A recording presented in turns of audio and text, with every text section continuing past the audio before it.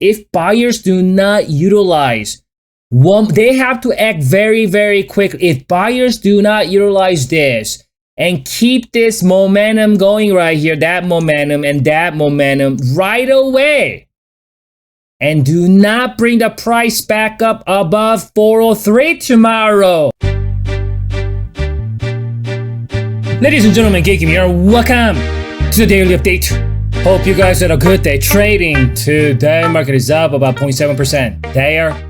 On the S&P Nasdaq 0.5%. Semiconductor made a move 1.3% positive. Dow, Russell 2000, transport, banks, energy, biotech, healthcare, home builders. All these guys are green today. Notably though, biotech did make a move 3.3% positive for the day.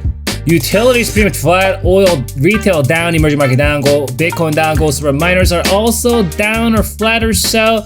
Dollar up, oil up, treasury bond down, VIX is down a little bit. Let's do with S&P 500 ETF. Spider! 65-minute chart here.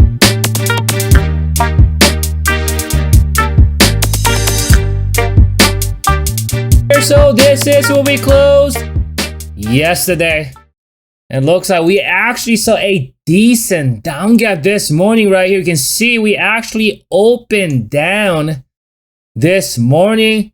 That lower wick represents bears trying to push it down. Did not want to see bulls continuing to the upside.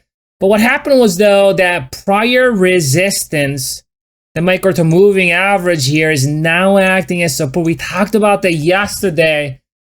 So when we did see that down gap on that first hour, that micro-term moving average was there to capture that move, supporting the buyers, bringing up the price, and you can see that a little bit of dip buying activities, and we did get to that 400 level on that second hour. Keep in mind though that 400 is an important pivot, and that's a level is coinciding with not only with my midterm moving average right here, but with the prior resistance.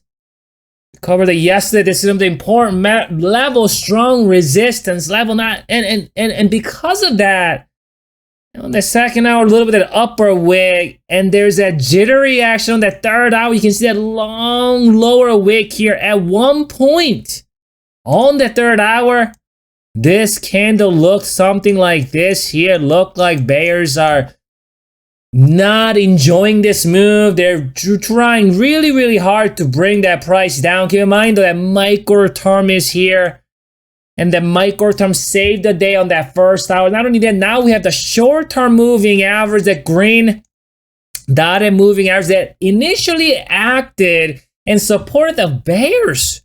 However, you can see that a short term and the micro term moving average working together.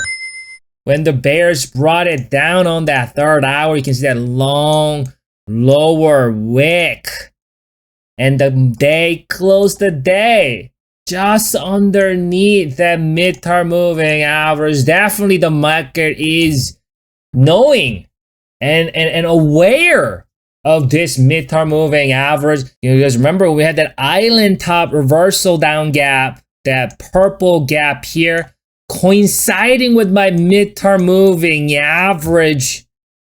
And when we hit that level, this market tanked for entire week. 7.5% down move in just a week. Definitely buyers are very much fearful of this midterm moving average, and they're threading very, very carefully right here. So now, here's a kicker though. We do have the midterm moving average coming down very, very fast. Bears are using it, utilizing it to support the bears' cause. However, we got the micro term and the short term. They're both supporting the bulls for now.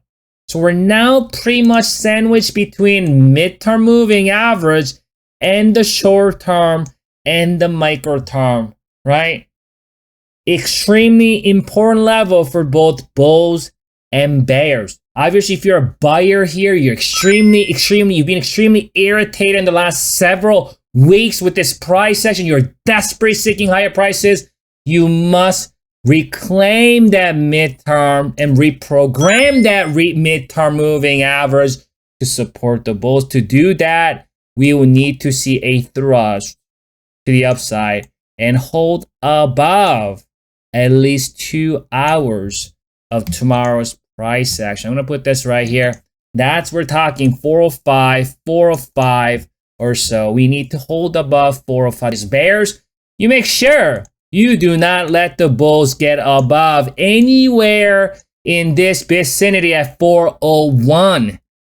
And to make the short term and the micro term to betraying your cause, the bearish cause, you must make them pay for bringing price back down below 394. Let's check out that oscillator.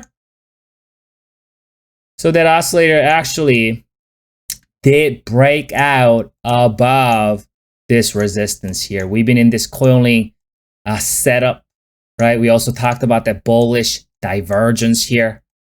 So the oscillator is getting near to that overbought level, right? We're kind of in that neutral ground as of today, though my oscillator is kind of getting very much near to that and pretty much in the vicinity of overbought sentiment.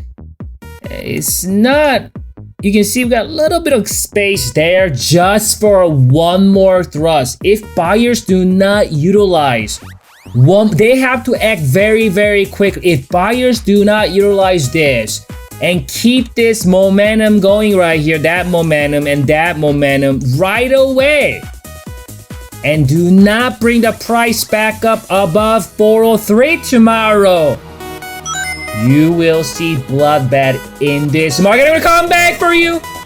We'll reassess the situation. Enjoy your evening and go train tomorrow.